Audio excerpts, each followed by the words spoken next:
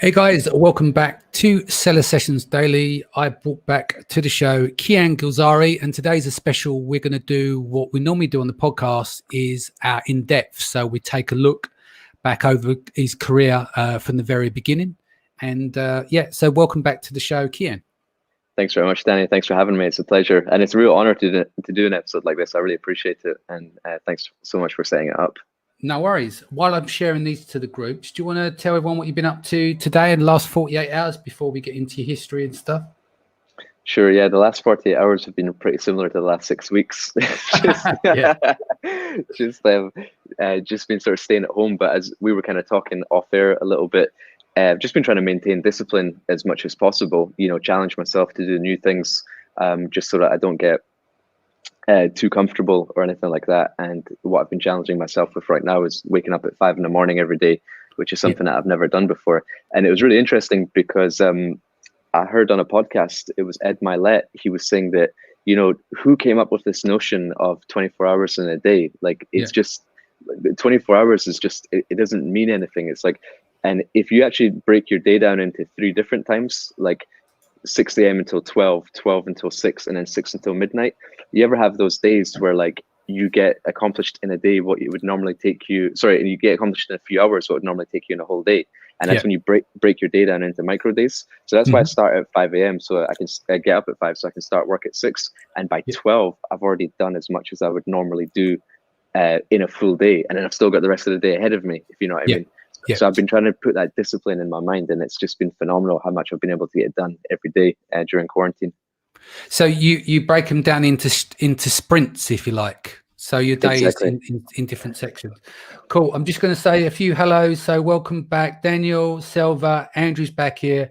Michael says good morning, Danny, Kian, and everyone. Patricia is here. Sharon as well. Who else have we got coming into Robert, Connor, Tiffany is back again. Hey Tiff, hope you are well. Right, so let's get into it. Let's take it way back. Talk to me about what your parents instilled in you as a kid. Well, it's really interesting. So my parents are both from Iran, and I was born in Scotland, and my parents came from Iran to Scotland for university. And it was actually, they were studying in Scotland at the time of the Iranian Revolution. If anyone's seen that film Argo, it's when the sort of Iranian embassy was overthrown, and then they sort of got a new king into power. So they couldn't go back to Iran after their education. So they decided to settle in Scotland. And my dad's passion was like camping and outdoor. So he started off in like the market stalls where like he was selling camping and outdoor gear and army surplus gear in the markets. And then eventually they got enough money to build their own shop. They got their own shop and they started selling other brands. And then literally about 30 years ago, my dad was like, I want to make my own stuff. And he went to China for the first time 30 years ago. And that was at a time when China was coming out of like a communist rule. And, factories like privatized were allowed to build for themselves for the first time. So he was sort of going over to China, teaching them, look, this is how we make goods in the Western world. And they were sort of learning off each other, and they really built up their businesses together. So I was super fortunate and super lucky in that when I was like 5 years old, I just saw my dad going to China all the time. I was so curious. I was like, what goes on in China? And then that just from a young age, it really sparked my imagination. And our Chinese suppliers used to come over to Scotland to visit us, and they would bring their kids.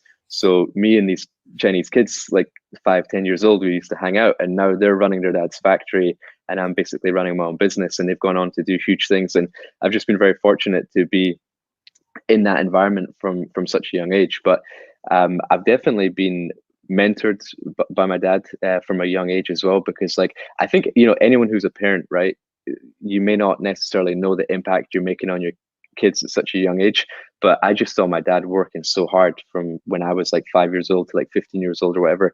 And even though you don't understand it like as a kid, but you see it. And when you're older, you start to realize, that this is why, dad was working late, and, this is why he went to China. And that sort of hard work just then gets ingrained in you as a person. So for me growing up, like hard work was normal. So now I'm like 32 years old. I don't mind working until like midnight because that's all I've seen all my life, if you know what I mean. So it's very interesting to see like the values that you instill in your kids. You don't know what effect you're having on them. So just make sure you're influencing them in the right way, even when they're not watching. Yeah. So where did you get a taste for it yourself? Obviously you were inspired by your dad and your family. I take it, have you always worked in the family business and not anywhere else, and this is all you've done, or? No. So basically, like, it was interesting because, you know, I feel like I'm very lucky because I've been almost like perfectly parented in that, like, as a young kid, my parents made me get a job. Like, so when I was 12 years old, I was delivering like newspapers in the snow, like before school, like waking up really early. And they could have just given me pocket money, but they were like, no, you need to go work for your money. And like, I never wasted money from a young age because I know how hard I had to work, like, to get it. And then from there, like every summer, I'd always just work in the company, and I'd work one summer in like the sales department, in the marketing department, in the finance department. And then when it came my time to graduate from university, I really loved the buying side of it. And I've got one older brother, his name's Ram, and he's awesome as well. And he works in the family business, and he took charge of like the sales side because he's very much of an extrovert, outgoing. He can sell you anything, like that's his nature. And I'm very much of an introvert, just keep myself to myself, head down, and just crack on. So that's why I was more involved in purchasing and planning and buying and things like that. And he was involved in the sales, but we work very, very closely together because he's just a year and a half older than me. And I think that's been a big key to success as well, because we're so close. We're like best friends in that when we're running a company of like 30, 40, 50 employees, you know, I see in other businesses, whenever something goes wrong, there's such a blame culture. Like, oh, the sales didn't happen because the marketing department didn't do it right, or the buying department delivered it too late. Whereas with me and my brother, we're like, all right, we've got a problem. How do we fix it? And everything was just positive, like going forward. And you know, he was very, very good in the sales aspect of things. So he would always have meetings with the retailers, and I would just always go to the stores and visit. So when we had meetings with Tesco, Argos, Sainsbury's, distributors in the Middle East or in Germany, I would go to all those meetings to see what the customers wanted. And then whenever I go to China, he would often come as well and see, right, this is how we make stuff. So there was full like vertical integration. I was spending time with the manufacturers. I was developing the brand. I was spending time with the buyers and the retailers, and then also just onto the independent stores as well, and doing observations of who's going into the stores and who's buying what. So I had a touch point at every different sector in the market, and I feel, and from such a young age as well. So I've always had that understanding of what different businesses needed. So I think that that's been like critical as well. Yeah, it's interesting because the dynamics between you and your brother, like, there didn't sound like there's any competition. You complemented each other. He's like he's yin to his yang, etc. And would you say you're the details person? So he was good. Absolutely. He had the patter. He could go out and work the room, and you took care of the details in the background. Yeah, absolutely. And I think us getting along very well. And I don't know if it just happened like that naturally, or if my dad like groomed us into those sort of roles. Like, I'll never know. But we both love what we do. And we worked together at Highlanders, the name of the family business, camping and outdoor, 8 years for me. And it just got to a stage where a couple of years ago I left that role, but I only left it because I felt like I'd done everything I could possibly do. Because I always go by like a principle of like learn or leave. If I'm not growing every single year, and the business was growing every single year, more employees, more turnovers, more customers, more markets, more channels, everything was growing, and it was growing very like steadily as well. We got 80,000 square foot warehouse, never borrowed anything from the bank. Like, everything is like very, very sound in our business, and we already sort of supplied the Olympics, United Nations, a lot of retailers. I'd met all the buyers. We developed products within the outdoor category, which won a lot of awards. And I was like, I feel like I've hit the ceiling now. Like, I need a new challenge, and I need to see what I'm capable of now as well, like for myself. And that's when I decided to make the step out. And, you know, I've got a massive passion for the NBA. So I was like, I want to make it a goal of mine to now supply the NBA. We'll get there. Let me tickle that one in a bit later. Let's slow down the pace, because there's a load of stuff I want to cover with you. So if we go back just a little bit, and then I'm going to get into name my MBA and everything, because that's going to be the some of the key parts of your career, right? What was important, you know, in terms of like school? What you mentioned earlier on is like, you got to grow, right? Do you think, macro we're talking now, do you think school was an absolute waste of time, or was it important?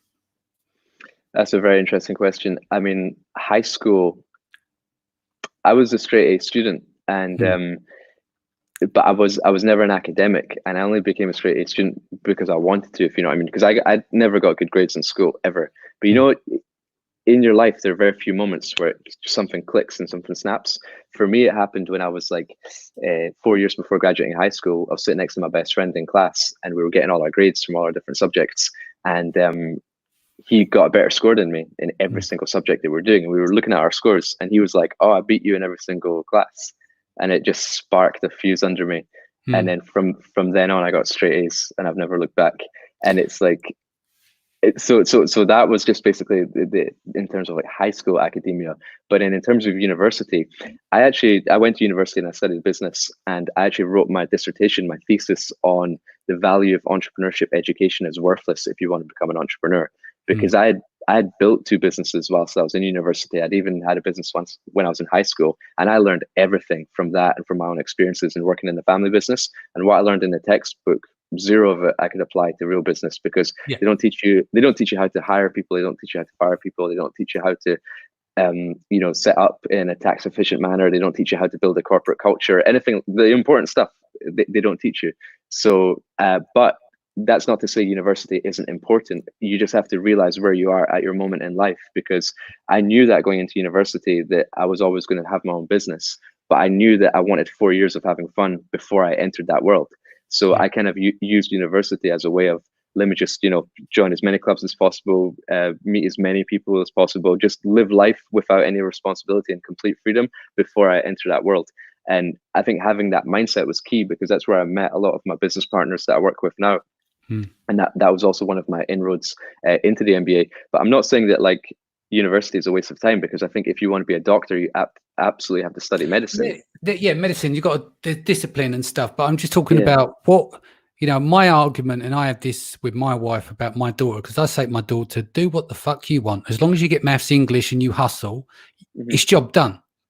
All the rest is just bullshit to me. My wife hates that, because I think that schools teach you to go and get a good job. They don't teach you to go and work for yourself and provide job for others. And that's what annoys me. But anyway, I'm going off. This is about you, not me. So going back to, you mentioned 2 businesses you built, right? Was that independent of the family? Yeah, that was independent. Yeah, they were both in university. Cool. Let's unpack those. Business number 1. What was it? Yeah. So in my 3rd year of university, I studied abroad at University of Miami, and it was just sort of like a classic entrepreneur. You find a problem and you create an opportunity. So like our university campus was like a $50 taxi ride from South Beach. So $50 there, $50 back, plus all the money to get into clubs. It was just $150 to go on a night out, which was too expensive for a lot of students. So what I did was I contacted a lot of nightclubs and I said, hey, what time do you get busy? All right, 11:30. Okay, what if I bring you 100 students into the club who are going to be well dressed? And what if I bring them in at 10:30, an hour before you get busy? So they'll all be at the bar buying drinks when you're not busy. They're like, all right, cool. But I was like, for that, I need everyone to get in free. They're like, okay, cool. And then I was like, right, how do we get to the club? So I hired one of those big yellow school buses. Yeah. So I managed to get that on the cheap. And then like, obviously we parked the school bus like around the corner from the club, not like outside it. And then I used to sell wristbands for $11 each. And so for $11, that would get you a ride into South Beach, a ride back, free entry into the club, and also negotiate them a free drink when they get in as well, because obviously they're going to spend the rest of the night. So they're like, wow, something that normally would cost me $150, I'm getting for $11. It's a no-brainer. I used to sell like 100 tickets on Friday and 100 tickets on Saturday. And I used to rotate the nightclubs every single weekend. So give me some examples. What year was this, and what clubs? I mean, were you on Ocean and Washington? Ocean Drive. Yeah, exactly. Yeah. So it was South Beach and downtown. And this is when I was 21 years old. So I was legal in America, because the drinking age there is 21. So I was making over $1,000 a week just running a nightclub business, which was crazy because, my parents were like, oh, you're in university. Let me send you some money. I was like, no, it's cool. I'm working. They're like, how are you working? Like, you're at school. I was like, well, it was easy. See what happened? You nearly run ahead. And if I didn't say, let's go and unpack that, no one would have known that you were earning $1,000 a week at 21 in Miami. I mean, where did it all go wrong? So it didn't go wrong. I just finished. I was joking. Yeah. No, right. Perfect life. Miami Beach. You're earning $1,000 a week. You're doing parties and everything. And that was just a little side hustle. So that was business number 1. Why did you shut that down and move on? Just got bored. Well, I was only in Miami for 1 year for my 3rd year, so I had to come back to Glasgow. I studied at Glasgow University in Scotland, and then so I had to come back for my 4th year. So when I came back, I just shut it down, and people who stayed on at the university just continued on the business. But it's interesting you say, like, where did it all go wrong? Because actually, when I came back to Scotland, I had what I would call like a reverse culture shock, and I got so used to the quality of life in Miami in terms of sunny every day, palm trees, beaches, amazing parties, making good money, and then like I love American sports, NBA games on the regular, like frat parties, all that stuff. I was like, it was like the dream. And then I came back to Glasgow. It was raining every day. There was no like sort of live sports. There was no like, that level of nightclubs and all that sort of stuff. And then like a life that you're so used to is now like almost not depressing, but it just makes you sad. It's not that high quality of life that you used to have. And I had a real time struggling to cope with that. So I hired a life coach. Someone recommended me get in touch with this life coach, and she taught me about meditation. And I learned all about meditation, visualization, and like knowing where you are right now, knowing what your goals are for the next 5 to 10 years, visualizing that, making that happen. And then I became absolutely like the happiest I've ever been, because it's like, yeah, you aren't where you want to be, but you're on the path to get there, and you know what you do need to get there. And as long as you're working towards that every day, you're on the right journey. So are you like me? When you want to do something, whether it's a business project, whatever, you sit, like people, there's two things, right? You can dream about, when I grow up and dream, I want to do that. Or you can crystallize it in your mind. Everything I do through visualization. Do you see the end line, and then you unpack the story going backwards and put it all together? Absolutely. And just to give something like actionable, like what she would tell me is that imagine you're watching yourself on TV, and what you're watching is you living your dream life. So let's say your dream life is living in this really nice condo in Miami. She was like, all right, now visualize yourself driving into your apartment. What car are you driving in? Exactly. What's the interior of the car smell like? What did the valet who greets you at the door, what do they look like? What do you call them? Like, what's their name? Like, you see yourself going up the elevator, and you just dream it, you visualize it, and then you're literally like living in that moment. And then you start to see different things that you never saw before. And now like what you have to do to get there. And you almost like piece it back to where you are today. And then basically when you wake up or get out of that visualization, you know exactly what you need to do, and you're so motivated to get there. And when it happens, how fucking surreal is it? When what you've been visualizing it, and it unfolds, and you see it, and it drops on the penny, exactly, you execute. It's an incredible feeling, isn't it? So I'm not joking. I used to get like an A3 piece of paper, and I used to map it out. So I would say like, here's where I am right now. And in the top corner would be like where I want it to be. And then all the things that I wrote that I said would need to happen happened. And I actually like printed them out, and I stuck them on the piece of paper, and I had that next to my bed, and I looked at it every day. And it was things like, I want to move to China. I want to learn Mandarin. I need to read these books. I want to graduate from university with a first-class degree. I want to get the top mark in my year. Everything happened. Everything. And even down to like health and nutrition and getting a six-pack and all that sort of stuff. Everything happened. And it's just like, it's so easy for people to say, oh, nice one, yeah, meditation, all this, like, what I mean? Some people just don't get on board with it, but it works. It really works. Yeah, I agree. We've got, hey guys, hope you're fine. Then we've got, yes, meditation calms the mind. Visualize and then actualize, very powerful technique. Love meditation, good. Meditation could be life-changing. So I just like to go through everyone. Kata, being cheeky here, talking about you and your brother, they do complete because he thinks he's better looking than you. Matt says, easy guys. And then Tiff says, yeah, he's going so fast, slow. So this is me where we was unpacking the story, or we wouldn't have got this bit. And then Jason said, morning guys, looking forward to this call. And Cybe's back again, another lockdown at 4 p.m, keeping us well disciplined, Danny. Sharon's here as well, saying hi as well. Sharon, you've done an introduction, and Marcin is here as well. So what I want to be able to do now is, we've covered business number one, we've covered some visualization. Let's talk about business number two in and around that time. Sure, yeah. So business number two came when I went back to Glasgow University for my final year. And I was just driving down the street one day, and I had this idea. I watched an episode of like MTV Cribs, and there was a rapper like Ja Rule, and he had his name embroidered in his headrest. And I was like, oh, wouldn't that be really cool if you could like just have your name on your headrest? So I was like, how do we do that? All right, let's make a headdress cover. So I was like, right, how do I make a headdress cover? And by this time, like, I'd never been to China. I didn't have any buying experience or anything like that. So at that time, I went on Alibaba, when Alibaba was actually connecting you with manufacturers. And I basically just typed in headdress cover, talked to a supplier, and as soon as I sent an email, I got a phone call right away, and it was a Chinese number, and it's like, all right, how can we help? Let's do this. And I was like, wow, okay, cool. So when I was in university, that was my first sort of interaction with a supplier in China. It wasn't through my family business, just through an interaction I made.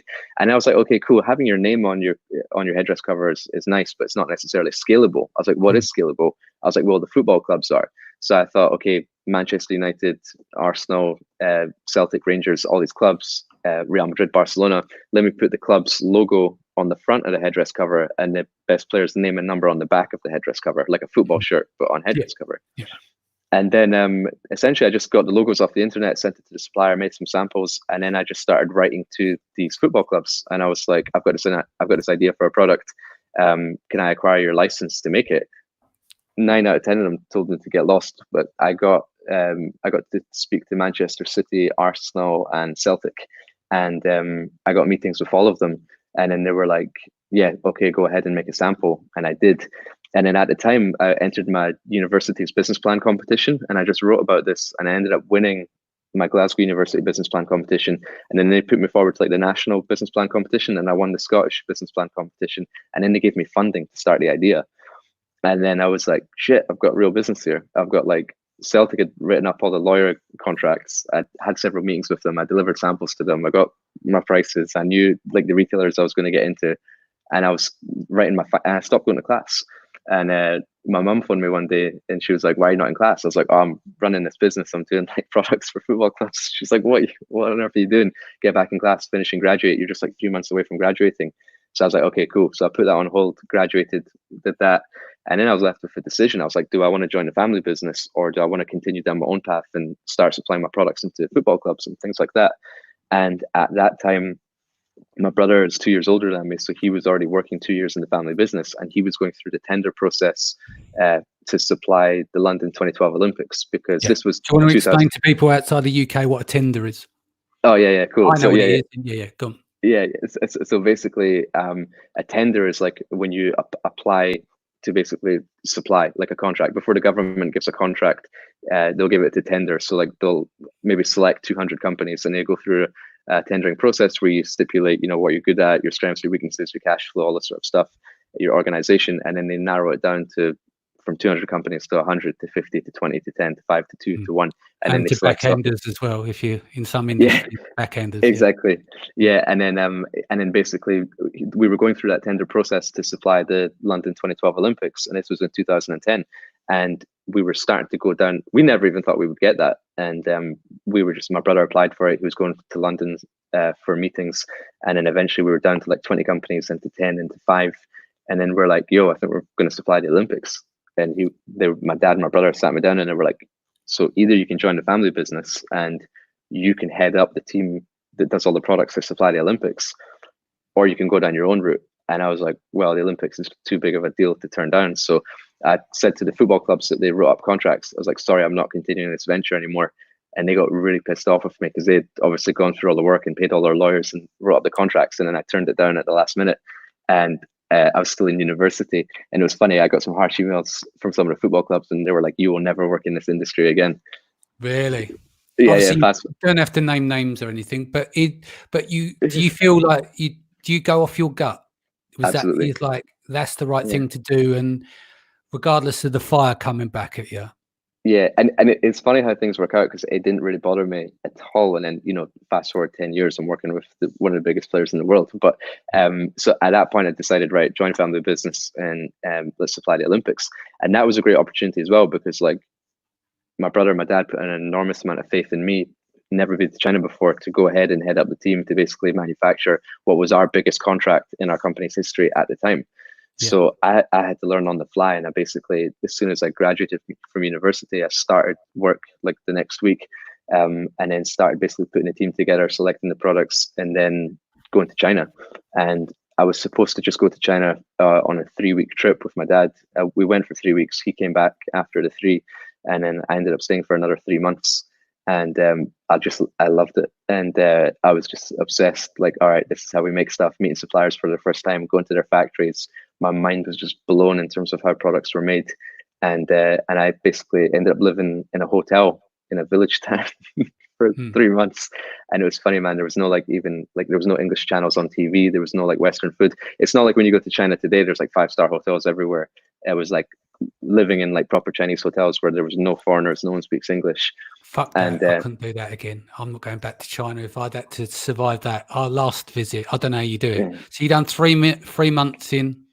Yeah, and I was 22 years old, and I set up an office there, hired 2 Chinese staff, and I was just going to loads of different factories. And like the nearest major city to me was a city called like Ningbo, and I remember I used to like get the train to Ningbo on the weekends just so I could watch like Premier League football. And then go for a beer, and then basically come back to the town that I was in. The town I was in, it's called Beilun. Did you enjoy that? Was it because you're super disciplined, or did you actually enjoy that way of life? I loved it just because I feel that like if I'm not learning, I'm suffering. And because I was in an environment where I was constantly growing, every day I was learning something new. I had to interact with different cultures. I had to try new food. I had to develop new products. I was in my perfect environment. And I feel that like you have to be comfortable being uncomfortable. And as soon as you're in an environment where you're too comfortable, you have to get out. And so for me, that was perfect. I ended up staying in China for a few months, came back, and then a year later, I ended up moving there to live there. And I moved to that city, Ningbo. I stayed there for a month, and then I moved to Shanghai. And I lived in Shanghai for 2.5 years. And that's really where I became the person that I am today, because in that sort of 2.5 year period, I was visiting factories like every single day, like over 500 factories over the course of that time. And it was like with every different factory, I was learning a new lesson, I was building a new relationship, I was developing new products, and I was really just opening my mind in terms of what's possible. And this was China in like 2012, where like it still wasn't, it was like a growing superpower. You could tell, right, this country is going to be huge, but it was still in that transition process. And living in that environment in a city where it's constantly growing, people are constantly on the move. There's always a new 5-star hotel that wasn't there before. There's a new bridge, there's a new highway, there's a new airport. There's all these foreigners coming into town. Like it was just such a fast moving environment. And then you come home, you come back to Edinburgh to see your family and stuff like that, and everything's the same. People are working the same jobs, everyone's going to the same restaurants, nothing's changed. And then you go back to that environment and you're just thrown into the deep end again. You just have to go as fast as you can. And that was a huge growing point in terms of my experience and the skills that I learned, but also in terms of like your mental toughness as well, and living in a country which is so alien to what you were used to growing up, and just being able to create a life for yourself was amazing. It was one of the best experiences of my life. So what year was this? Because obviously you'd done the 2012 Olympics, right? Is that right? Yeah. So what year was this? Because that was leading into it or past that date? Yeah, so after the Olympics, it was like 2013. That's when I moved to China, and I was kind of there like, and so we got to fully enjoy the Olympics experience. My brother was a torch bearer, so he actually ran with the Olympic torch when it came through Scotland, and we actually got to keep the torch. I've actually got it in my apartment right now. And that was a really amazing experience as well. And then we got to go to all the games. So I went to opening ceremony, closing ceremony, Team USA basketball, all the events that we wanted, which was an amazing experience. And to do that as a family was such a nice experience as well. And then from there, I was like, right, I have to go to China. And I tell you, one of the best feelings I had during that games was all the products that we developed for the games. I saw a lot of people wearing them in the Olympic Park every day. Like we were doing. Can you give examples? Or are they under NDA, the products you developed from? No, it's fine. So we had 9 different categories of product. So we had, we were doing backpacks, we were doing outdoor chairs, we were doing blankets, we were doing like a lot of accessories, and we were doing like a lot of products for a lot of promotional partners. So, you know, you have the official partners, which is like your Coca-Cola, Panasonic, EDF Energy, those sort of guys, like BP, BMW. So all those official partners of the Olympics had to buy through the licensees if they wanted the product. So all of a sudden now I was working with all these different big brands, and I was having meetings with like Panasonic in Shanghai, and we were having meetings with Coca-Cola, all these big companies, and they're like, all right. And it's interesting when you deal with these big companies, like they aren't as switched on as you think. You know, you're dealing with someone in a marketing department with a budget, and they're like, all right, this is our budget. What can you give us? And it's like, when on earth does a customer say to you, all right, here's 6 figures, what can you give us for that money? And then you can name your price. You know, it was crazy. It was such a surreal environment. But to be able to make products for all those different companies was a phenomenal experience. And then we're also making it for all the retailers as well. And also like in the park, like all the official Olympic stores were selling our products. So just like walking around the games and seeing people going into a store and picking something up, buying it, and then wearing it, which I had made like a year prior to that, and I was in all those factories at 1 o'clock in the morning, like finishing it up, and now seeing them sold on like one of the world's biggest stages, like at such a young age, that really shaped my mind into, okay, anything is possible. Anything is possible. And so were you looking at the habits of how people were using them as well? Because obviously you've developed them and now you're seeing them in use. Did you, as a perfectionist, I imagine, were you picking apart certain things, how they were using it and trying to understand? Yeah, absolutely. And in that time before the games as well, that's when I learned everything about, quality control and inspections. And, luckily everything went so smooth during that process. But after that, when we started to do a lot more products, that's when we saw like, some problems start to occur in different categories. And, like you learn your lessons through failures. And there were a lot of failures to get to where we are today as well. But as long as you can fail once, fail fast, and fail forward, as I like to say, then you'll be fine. You never make those mistakes again. Yeah, we'll get to failures in a little while. You know that. Next step. So Olympics 2013, you've bypassed Olympics, you've gone back there. I'm imagining, like you said, let me just throw something to you. You said that you made that decision to leave the football world, the stuff you're doing, to take on the Olympic stuff. I think your family see what you've done on your own, and it was a benefit that you came back on board as a family member to take on the Olympic stuff because you've earned your stripes outside of the family. Would that be a fair assessment? Yeah, it's interesting you say that because like at the time when I wasn't in the family business, we still had like a sales team. We had sales agents on the road and all that sort of stuff. And we had never got any product into any sort of sport licenses or football clubs or anything like that. And my dad was saying to me, it was like, how is it that a kid in university studying in his final year can get a product into retailers in the UK, and we've got a full sales staff which have had sales experience for 20 years and they can't do that? So I think it was like an eye-opening experience for him to be like, all right, let's get this your father? Yeah. But there's levels to this. I call them rainmakers. You're not going to get them in every business. The people that drive them, the ones who sprinkle the fairy dust, the ones that make it happen. That's what sets the 1%, 2%, 3% apart from the rest, I'm afraid. And I mean that in a nice way. Yeah, and also like I'm going into this business knowing that I've got something to prove, because I'm going into a business with maybe 30 employees and I'm like coming in as the boss's son. And I don't want anyone to feel like, oh, he's here because his dad's the boss. Like I'm here because I belong. I'm here because I deserve to be here. I'm here because I'm the best at what I do. So I'm going in with that attitude, if you know what I mean. So I have to prove my worth, and it just made me work even harder. Yeah, that makes sense. So 2013, 14, where do we know that we've done Shanghai? Fuck there, you lived in China for so long and ate all the local food and it didn't drive you mad. So I know you decide to live uncomfortable, but that would be way too uncomfortable. You know what I mean? Like last year, in China, I was on the flight nearly 3 times. I had to be stopped from flying home early because I was getting pissed off about not having a mobile phone connection. So I admire you for that. 2014, what we're doing there? So post-Olympics. Yeah, so I was in China like full time for like 2.5 years after the Olympics. So I was kind of in China like 2013 to 2015. Yeah. And then it was only after living there for 2.5 years I decided to come back to Scotland because I love China, and I still go back like every 3 months. This is actually the longest period of my life. I've never been in China because of the coronavirus. But I decided I wanted to come back home because the pollution was so bad. That was the main reason. Because like you heard the stories about the smog in China, and like the pollution would always measure like over the index, like over what was the highest calculated amount. It was beyond that. So I was like, this is very unhealthy.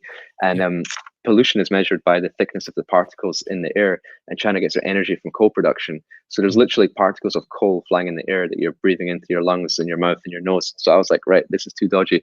I need to go home.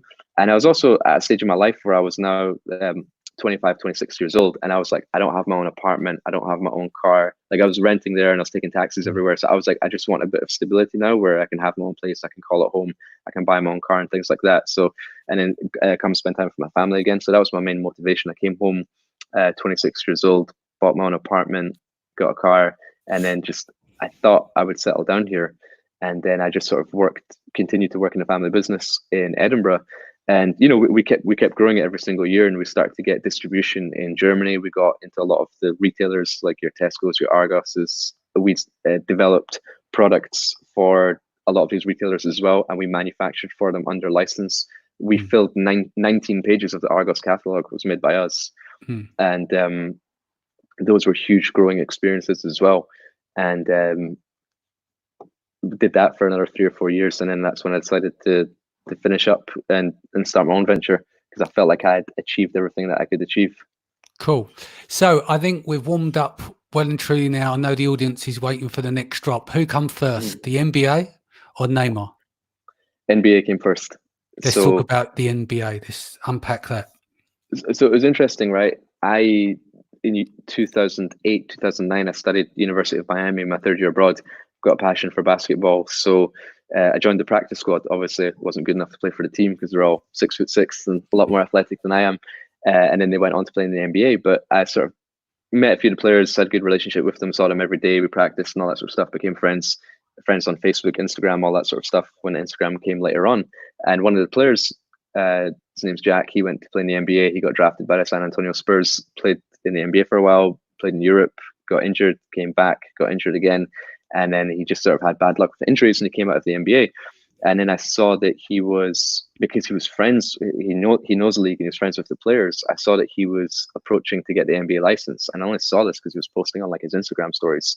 And I'd spent all this time in China manufacturing licenses, and he knows the league. So I just sent him a DM on Instagram, direct message. And I said, hey man, we went to university 8 years ago. I've been doing all this stuff in China. This is who I work with. These are all the products that I do.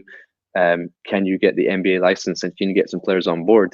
And let's put these two worlds together, because like I didn't know anyone in the NBA. I didn't have access to that world. He didn't have access to the manufacturing world. I was like, let's put these two together. So I basically got some of his samples, what he was working on. He was manufacturing in downtown LA, but you can imagine with the factories that I work with compared to what is capable in downtown LA, like the world of a difference. So he was so surprised that I was able to make it a lot better than what he was doing, and also like at a third of the price. Yeah. And I also had all the relationships with retailers, and I knew how to get products in there. And then I just went out to LA, went for a meeting, gave him the samples, prices were great. And he was like, right, I want you to come in and be a partner in this company. And then when I saw who else were partners in the company, which are some of the best players in the world, like Steph, I don't know if you know the NBA players, but like Steph Curry of the Golden State Warriors. Yeah. So he was a partner in the company, and he was also he was a roommate of my business partner, Jack, because we both got drafted in the NBA in 2009. And he's friends with all these other guys. So I was like, this is a dream. Like I've got a direct relationship with all these players now, and I'm making products under license for them, for the league, for the teams, and also for the players directly. And it was at that time where I decided, right, I need to move to LA, because I was constantly traveling like every single month. And this is at the time where I started to get heavily involved in the Amazon and e-commerce community as well, and start speaking at events. A lot of the events were in America. NBA business was there. So I was like, right, let's just make the move. So again, similar. I feel like every sort of 3 or 4 years, I move to a different country, whether it be like going to the States for university, going to live in China, now going to live in LA. Like I just can't stay in one place for that long a period of time. And then we just built the business up, and then we got a lot more players involved. And then we started working with NFL athletes. A lot of other players started reaching out. And then Neymar caught wind of the product, because I don't know if you've seen the product, but it's basically we were doing blankets, and the player's body is on the blanket and their face is on the pillow. So a child like goes to sleep like dreaming that they are their favorite player. And the slogan of the company is Dream Bigger. The company's called Active Dreamers. And we basically Neymar's got like a 4-year-old son. So one of his team members in Brazil reached out and were like, oh, Neymar might be interested in this product. So we sent him some images, sent some details, sent some information. And then they got on board, and then we did a contract together. And it was an amazing contract, because they were going to give us 12 social media posts, 2 on Instagram, 10 on Facebook. And on Instagram, he's got 140 million followers. And I was like, wow, like his audience are going to see like all the products that we've been developing.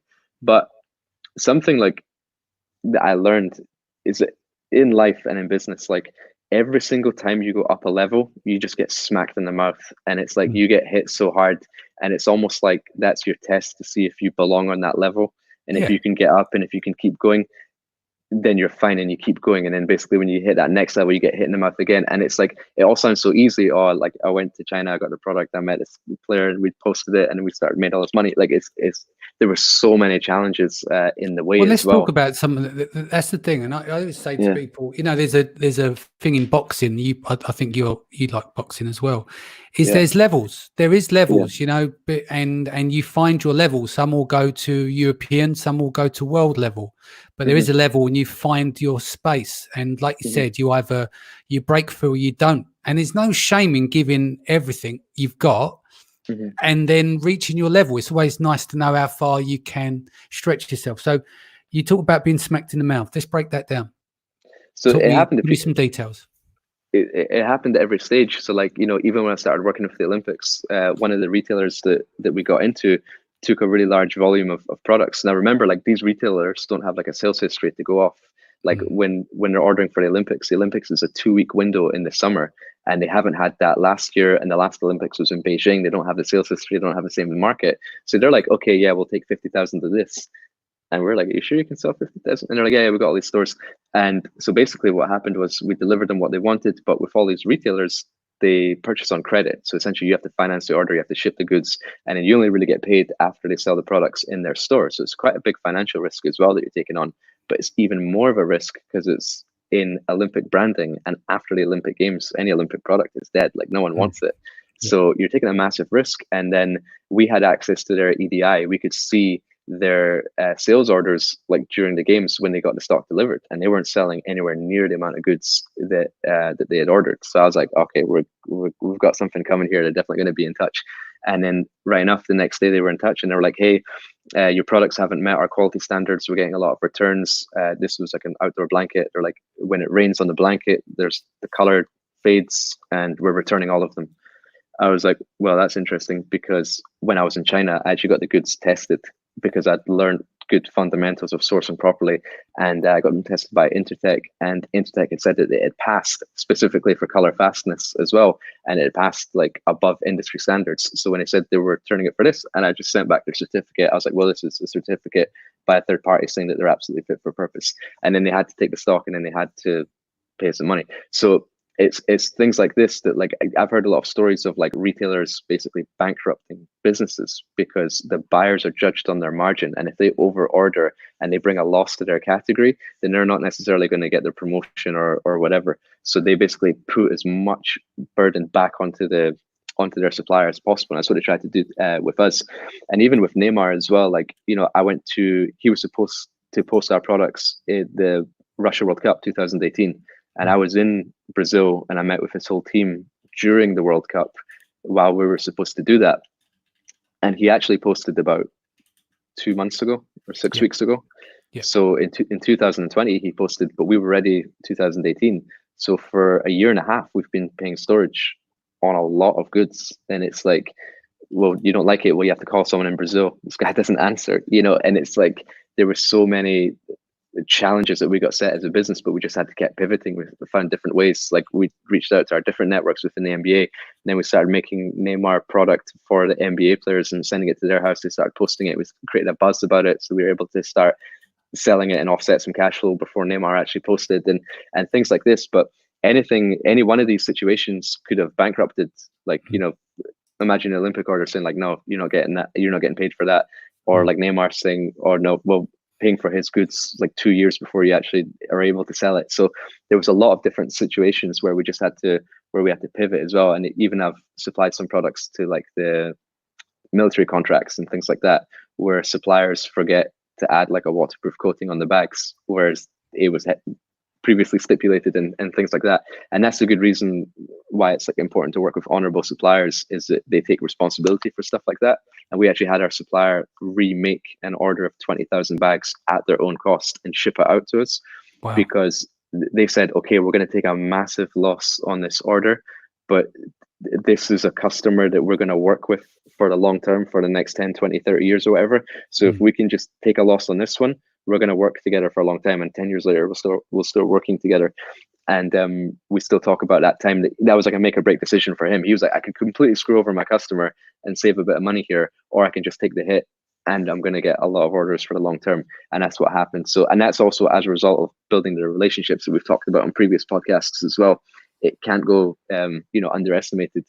So, and then also like with my travel brand, Veltra, which we've not really talked about, I was supposed to launch that this month, but Corona happened. Previous to that, Trump put the tariffs on bags, 44%. He put it up from 17, an additional 25%. So in business, you keep getting smacked in the mouth, but you have to keep showing that you're worthy of those tests, and that you're able to pivot and you're able to get around it. So, and it's fun, man. Like, if you don't love this process and you're in the wrong game, like it just every day. And here's the thing, like, everyone talks about like the work-life balance. I think that's bullshit, because like my life is my work. I love what I do. I would do this if I wasn't getting paid for it. If it was absolutely free.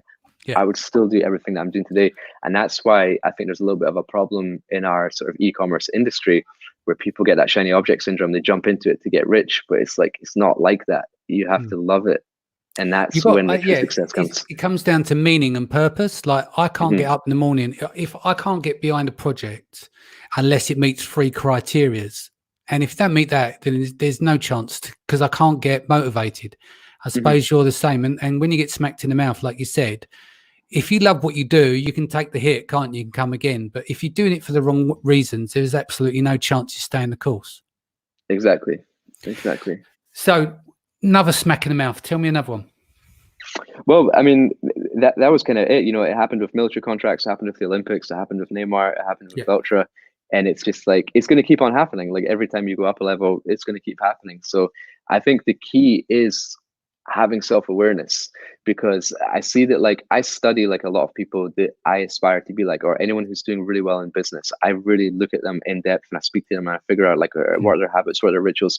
And it's interesting that all the winners that I see invest in themselves. Invest in their knowledge, invest in their skills. And it's like, if you dissect it, what I've been doing, like, for the past 10 years, I've been obsessed with developing products and living in China and providing the absolute best solutions to the brands that I want to work with.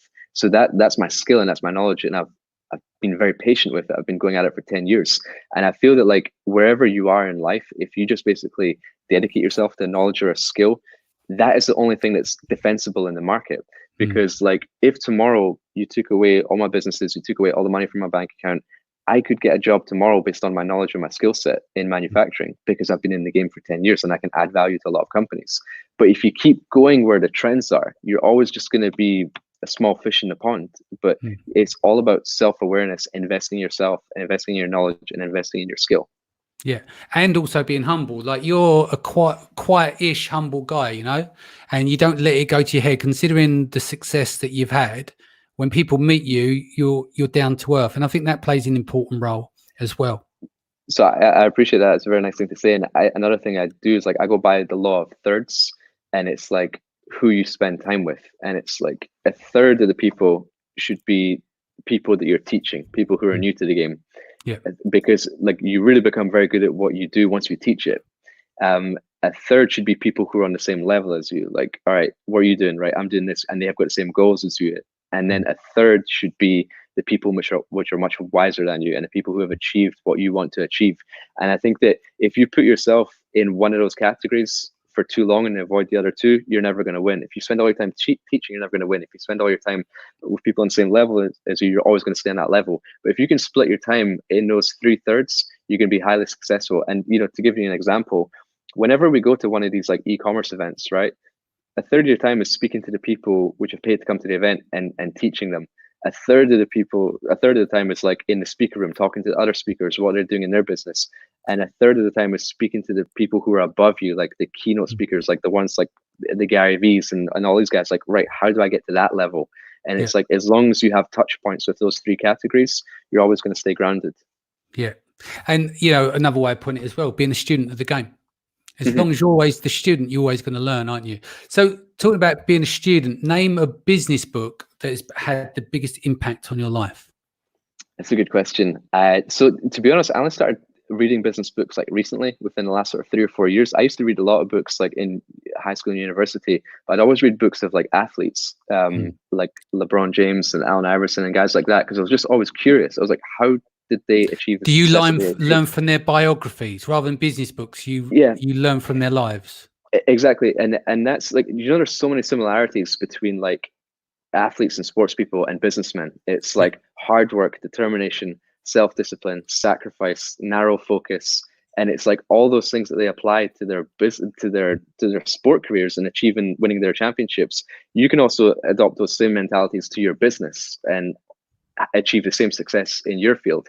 So I kind of like learn from, it doesn't really matter what category you're in. I just love to study winners, whether it's Kobe Bryant, Tony Robbins, like whoever, Leonardo DiCaprio, whoever's winning in their field. I want to really study them and see what they're doing and see what habits and disciplines they're applying in their life.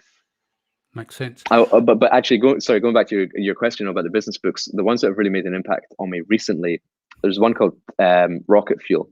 Yes. And that really opened up my eyes to a lot of things, because like basically in every business you have a visionary and an integrator. Mm-hmm. And it's like I'm very much like a visionary, big picture thinking. This is the direction we need to go. And if you don't have an integrator to work by your side, then you're just always going to be a big picture guy with no action. And it's like, if you look at some of the biggest companies in the world, like Apple, Steve Jobs was the visionary, but Steve Wozniak was the integrator. Yeah. Walt Disney was a visionary. His brother, like Ralph Disney, was the integrator. You quite often never hear about the integrator because it's the visionary which gets all the credit. But and I look at problems that I had in business in the past, and it's always been because those roles weren't defined between the visionary and the integrator. So Rocket Fuel is a book that very well explains that. And then there's a follow-up book to that called Traction. And that's all about, setting all the right principles in your business to apply to that sort of stuff. And then there's a couple of other books I'd recommend as well. The 48 Laws of Power. I read that. Very, very interesting. And it was the author, Robert Greene, who studied a lot of the world leaders and people in history who achieved like massive power, like, the conquerors of Rome and like Napoleon and people like that. And just wrote about the laws that these people had in their business, in their life, in their philosophy, and in how we can apply that to our lives today. So that's a great read as well. Cool. Biggest, I think I guess who it is, but the biggest influence on your life and why? Yeah, definitely my dad. So I definitely wouldn't be where I am today. I wouldn't be doing what I am doing today if it wasn't for him. But it's like, I'm really grateful because he actually like got me into the game, but knew when to pull back to be like, all right, go and do your own thing. And he always, when I said I wanted to move to Shanghai, he's like, cool, go for it. There was no like, no, you got to stay here and you got to do this. Like, it was always just like showing me the way, if you know what I mean, without getting in the way, if you know what I mean. So, yeah, that's been an amazing relationship I've had as well. But also, like, you've heard the phrase, like, you are the average of the 5 people you spend the most time with. And I've always made it a point to always just be around people which inspire me and empower me as well. And that's not only people that you meet in person, but it's people who you can learn from, like, digitally as well. Like, I listen to a lot of podcasts. I would say 3 or 4 podcasts a day I listen to. So every day as well, didn't you? No, I'm joking. Yeah. no, I do listen to your show a lot as well. And it's like every day I listen to podcasts, right? And it's like the people that I'm learning from every single day are the people at the top of their games. And I think as long as you can keep positivity and motivation and practical things you can learn in your ear every single day, you're always going to be on the right path. Yeah. What are the 3 most important things you do on a daily basis in terms of positive habits, if you like? Yeah, every day I have to win the day. So I write, I've got a notebook in front of me, which is a productivity planner. And every day on the top of the page, I write win the day. And you have to write down the 5 most important things that you have to accomplish that day, because you could write a list of 20 things you have to do today and you just get the easy ones done. And then they aren't actually that important, but they were easy and that's why you did them. But if you actually just order them and what's the most important thing that I need to achieve today, and start it as number 1 and tackle that one first, and then you work your way down the list. As long as you can do 5 of those a day, then you win the day. And if you can do that 4 out of 7 days a week, then you win the week. And if you can win the week, you can win the month. If you win the month, you win the year. And whatever goals you set for yourself, you will achieve as long as you win the day every single day. And I also work in 25-minute intervals called Pomodoros. So it's basically you work in 25-minute timers, because someone said that like 25 minutes is optimum time to work on one task and focus on one task without getting distracted. And it's like, if you say, okay, work on this for 25 minutes, you can do it without your phone and without being distracted, because it's only 25 minutes. So I use a timer called tomatotimer.com, and it's a 25-minute countdown timer. And I plan my entire day in 25-minute intervals. So it's 25 minutes on, 5-minute break, 25 minutes on, 5-minute break. And then I even time my 5-minute breaks as well. So I write everything I need to do that day. And like the first task, if it's going to take me an hour and a half, then that's 3 Pomodoros. And I've written that out. And, right, I think at the start of the podcast, I was talking about splitting your day into 3 different days. And I actually write from 6 a.m. till 12, 12 till 6, and then 6 till midnight. And I break it down into 30-minute slots. And then I write my top 5 tasks and I break it down every single way. And it's just like, if you look at everything you need to achieve today and you're like, shit, that's a lot of stuff, your mind just sort of gets relaxed and you're like, oh, I don't think I can do that. But if you're like, I just need to do this in the next 25 minutes, easy, done. Next one, done. And then by the end of the day, you've just had a phenomenal day. And I just try to implement that every single day. And I call that winning the day. Yeah, that's an incredible detailed plan. I think I read somewhere that, what's his name? The rocket guy does that as well. His name escapes me now. Elon Musk. He planned across the 3 businesses to that level of detail. That's quite detailed. I need to get your discipline. Okay, so talk about health. Health, yeah. I mean, I think it's very, very important in there, don't you? Yeah, and it's like, I don't think I'd be able to do the things I'm doing if I didn't keep a healthy and active diet as well. Like, I mean, I exercise every day, whether it be like today, like going out for a run, or like going to the gym, or doing an hour of weights, or playing an hour of basketball or football, or whatever it may be. But it's so important for your mental health and well-being, because like I feel that as long as you get some exercise, then you don't want to put any junk in your body. And like then you're going to eat super healthy. And like, it's not only eating healthy for your body, but it's eating healthy for your brain as well. Because when we have like bad foods, I just notice it now, you get brain fog. Like you cannot think properly, and you're at loss for words. And sometimes you don't have focus, and you eat shit foods because you haven't exercised. So like it's a cycle. And it's like, whenever I hit a down point, it's normally because I haven't been exercising. And as soon as you get back into gear, then that's when you start to achieve benefits in all aspects of your life, not only like your business, your health, your relationships, everything. So I can't stress that enough. Makes sense. What is your biggest weakness? I don't know. I don't know. It's a good question. I've probably got a lot of them, but I've never dwelled on them. So it's hard to, I would say probably one of the classes I never paid attention to in school was finances and accounting. And it's fucking boring. I don't blame you. It's so boring, isn't it? Yeah. And it's just like, I've never been good at just sort of keeping my books in order. And even in terms of like expenses as well, like I book flights, like business expenses, and I just put them on my personal card, and I forget to expense them, and my expenses are a mess. Like that, I would say not being organized in that regard is probably my biggest weakness. Yeah, for somebody who does all that detailed stuff, I outsource all of that shit. I don't even touch it. It even annoys me when I've had to take a photo on the phone of the receipt to give it to the people to obviously reconcile the bookkeeping. That annoys me. But yeah, tell me about your darkest hour just before dawn. What was one of the worst moments that you overcome? We talked about smacked in the face, but there's levels, right? What's your darkest hour before dawn? That could be another hour episode.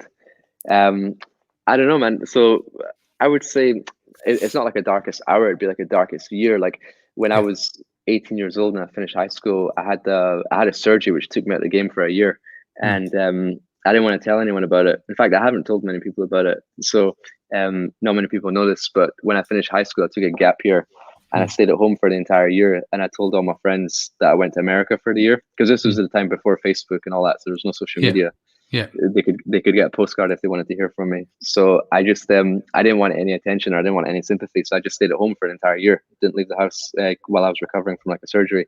And the crazy thing is that was actually one of the best years of my life, because my mom took great care of me, and that's where I really learned about like kindness and stuff like that. And I read a lot of books, and I was very disciplined. And I went in to start university after that, like a much better person. So it was a dark moment for sure. There were hard times, but it made me a better person. Cool. So that would be one of your greatest comebacks, would it? For sure, from because adversity. You can allow something like that to defeat you, and you can make excuses, and you can become really depressed and unhealthy, and put on weight and stuff like that and be like, oh, it's because of this. But I just never put myself in a position where I could make excuses, if you know what I mean. And it comes back to like self-awareness as well, just always being self-aware of where you want to be and where you are. What is the most common advice that you give to people? Now it's all about sourcing from China. So, if you know me well, I've got my own Facebook group, Sourcing with Kian, and it's all about, helping people with their importing principles. And it's like a lot of people have come into this game and they've just sort of learned to buy online from Alibaba and things like that. But in my experience, for what I've been doing in the last 10 years, there's just so many deeper levels to the success you can achieve in your manufacturing practices. And I'm just sort of happy to share my time. And, this is what we're talking about earlier about splitting your time into thirds. And if I can spend a third of my time just helping other people, that's something I love to do and I'll always do. And so that's probably the best way that I help people. Cool. What advice should people ignore? Ignore advice from people who haven't done what you want to do, because I feel that like a lot of people listen to advice from maybe like relatives, parents, brothers, colleagues, whatever. They're telling you not to do something, but they're telling you not to do something, but they have no frame of reference because they've not done it before either. So if someone who has achieved what you want to achieve and tells you not to do something, then yeah, you can take their advice. But definitely only listen to the people who have done what you want to do. Cool. What else was going to ask you? Let's talk networking. Mm-hmm. Yeah, I mean, power of networking, what it means to you, etc. So it's huge, right? But something needs to be like set straight. You hear this phrase like your network is your net worth, and that is true to an extent, but it's also bullshit as well, because I know plenty of people who have got an amazing network, but they don't know what to do with it because they don't have a skill. Yeah, they don't know how to leverage it. Like I know, and this is a lot more common in LA. Like my friends in LA, like I know people who have got an incredible network, like of millionaires, of athletes, of celebrities, but they can't afford to pay their rent. And it's because they haven't figured out what their skill is to then apply to their network, that they can also benefit from the situation or add value to that situation. So yeah, your network is so important. And that's really why I moved to LA as well, because I'm a big believer in like proximity is power. Like put yourself in the proximity of where the people where you want to be in life. So for example, like working with the NBA, I moved to LA. Like doing manufacturing for the Olympics, I moved to China. Like I just put myself in an environment where I can achieve the best results. So I feel like, it's easy for me because I'm single, no responsibilities, and I can just sort of jet around and it's fine. So it's a lot easier said than done. But when there's a will, there's a way. Just put yourself in the proximity of the goals that you want to achieve and it will happen a lot faster. Cool. I think we're coming close to the end now. What's the future hold for you? I think we got to about 2015, 16, so we may have skipped a few years. But yeah, no, I mean, from there, I just sort of continued to work here in Scotland with the family business, really tried to elevate that with my brother. And then from there, I moved to America, did the MBA business, did the Neymar business, planned to launch my travel brand, briefly moved back to Scotland based due to the coronavirus situation. But in terms of like the future, I've really just become addicted to helping people in this environment of e-commerce and like sourcing from China and things like that. So like in this quarantine time, I've set up a studio in my spare room. I'm setting up a YouTube channel. I'm knocking out a lot of content for that, which I'll be releasing soon. And it's really just like events. I love doing more and more events, meeting people face to face, like putting a face to a name, and also like I just want to keep doing bigger and bigger events. And it's like my ultimate goal for the next sort of 5 to 10 years is that, like anyone who's organizing like an event in e-commerce, right? The pinnacle for them, the biggest name they want is like Gary Vee, or if you want mindset and motivation, you want Tony Robbins. If you want real estate, maybe you want Grant Cardone. And I want to be the guy, all right, we need someone who talks about production and products in China. We need to get Kian. And I want to be on the same stage as those guys, and I'm not going to stop until Can I tell you something? You already own that. That's your domain. I don't know anyone who knows more than you about the sourcing process. You may not have broke out onto the larger stages yet, but your time will come. I appreciate it. But I know I'm going to get there because I've already visualized it, so it's going to happen. Good man. Mate, that was your in-depth. That was an amazing journey that you've been on so far. Let's do a part 2 in a couple of years' time, maybe, and pick up the thread to see where you're next. I can't wait. It's been an honor. Thank you so much for having me. And anyone who wants to get in touch with me, if I can help in your journey in any way, you can reach out to me anytime. My Facebook group, Sourcing with Kian, I'm there. Also, Instagram is where I'm most active, Kian_JG. You can connect with me there as well. Shoot me a DM. We'll be happy to connect. Cool. Just to let you know, guys, 21st tomorrow, pandemic PPC. What are the latest numbers? So we're going to do a roundup there. We'll have Brian Johnson, Dr. Ellis Whitehead, and a few others join us. Wednesdays, Piss Take Wednesdays this week. We're going to do failed products. So Tim Jordan, Lee Van Erschkorn, and Norm Ferrer and myself are going to rip the piss out of failed products, then have a little bit of fun. Thursday is going to be our Shopify part 2. We'll go in depth there. And then on Friday is going to be a co-brand awesomers.com versus seller sessions with Steve Simonson. We're going to be talking going from 0 to 50 million. Then on Saturday is part 6, Women of Amazon. And then on Sunday, me and Liran close the show again, Mindset Sunday. I don't know if you've tuned into these, but definitely go back and check out what we do. We go deep there. So, guys, thank you so much for joining us today. Thank you to everyone in the feed. Thank you to everyone in the groups that are watching these videos. This is day 32 consecutively that we've been doing these lives. I don't know how long we're going to be on lockdown, but my goal is they ain't stopping until our government says you're no longer on lockdown. So you're stuck with us 4 o'clock every day, 7 days a week until further notice. I hope this has helped you personally and your businesses. I look forward to seeing you again tomorrow. Kian, thank you. And I look forward to having you back on the show. Take care. Thanks, Danny.